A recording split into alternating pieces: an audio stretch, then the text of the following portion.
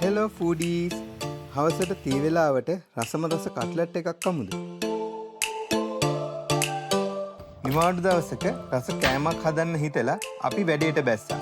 මුලින්ම අල ටික තැම්බෙන්න තියලා කට්ලට් එක රස කරන ලූණු, ඉඟුරු, සුදු ලූණු, අමු මිරිස් වගේ කලමනා ටික ලස්සනට ලියාගත්තා.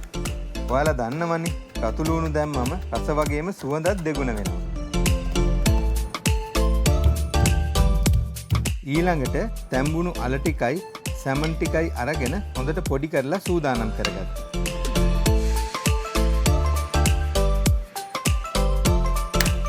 දැන් තමයි රස මැජික් එක කරන වෙලාව. තෙල් ටිකක් රත් කරලා බීලූණු එක්ක රතු ලූණුත් දාලා මිරිස්, කරපිංචා, ඉඟුරු, සුදු ලූණු පදමට තෙම්පරාදු කරගන්න. දැන් මේ තෙම්පරාදුවට පොඩි කරලා ගත්ත සැමන්, අල, ලුණු සහ ගම් මිරිස් රස පදම එන විදිහට දාලා හොඳට හදාගන්න.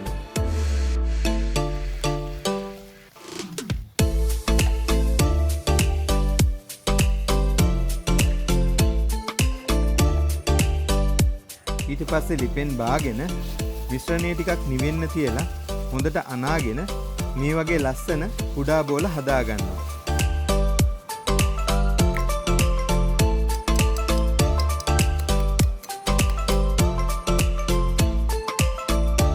දැන් මේ බෝල ටික බිත්තර සාරු වල ගිල්වලා බිස්කට් කුඩු වල දවට ගන්න.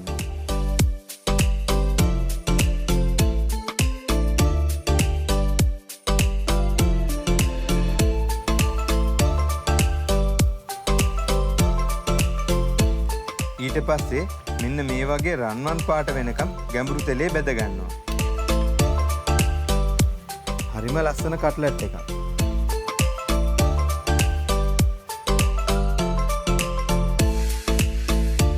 මේ වගේ රසම රස රෙසිපි බලන්න අපේ ෆලෝ කරන්න.